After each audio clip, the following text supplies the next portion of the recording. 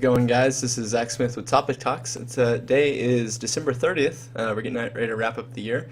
Today I wanted to talk about movies. So originally I thought about doing kind of a Star Wars The Force Awakens review, but there are plenty of those out there, and they basically have covered everything that I would want to say.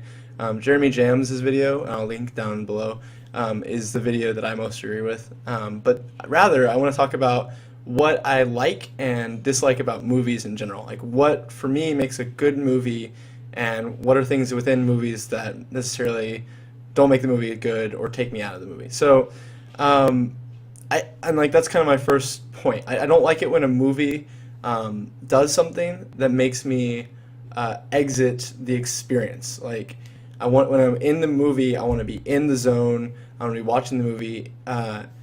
And when something happens that takes me out of the movie viewing experience that I have to evaluate from like a logical point of view, I'm like, oh, I don't like that because I want to be in the movie. I want to be thinking about the movie and not, does that make sense? Like, for instance, in Star Wars The Force Awakens, when the Starkiller Base fires its giant laser, that energy beam is moving faster than the speed of light because it takes only a matter of seconds to cover a vast distance. So like, I know that it just took me out of the movie viewing experience for a moment, but then I was like, oh, it's a science fiction film, who cares? But the fact that it took me out of the experience is a bad thing, and I don't like when movies do that.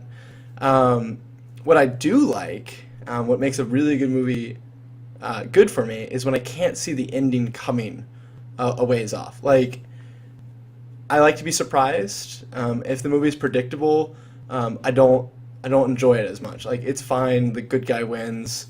The first time, like, for instance, like, for the first time seeing it, I didn't think that Maximus in Gladiator was going to die.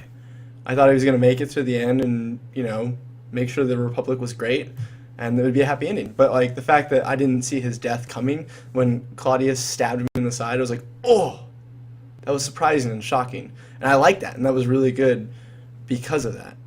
And then kind of to dovetail off that, like, compelling villains. Oh, man, like, a movie can be good and have like great heroes, but if the villain is amazing, like, it just makes the movie all the better. Like in The Dark Knight, the second Batman film of the Nolan films, the Joker was fantastic. Like, he made the movie. Without the Joker and Heath Ledger's performance, that would just be a mediocre film. But it takes the really, really good movie or villains to make good movies. Like, for instance, the third Batman film, Bane was okay. I mean, his ending kind of spoiled it for me. The fact that he was just killed off so quickly by Catwoman, like, he was on the precipice of greatness. The scenes where he was fighting Batman, confronting him physically, and confronting him mentally, like, those were great. Like the scene where he confronts him below Batman's arsenal, fantastic scene. So in those moments he was compelling. In other moments he kind of fell flat.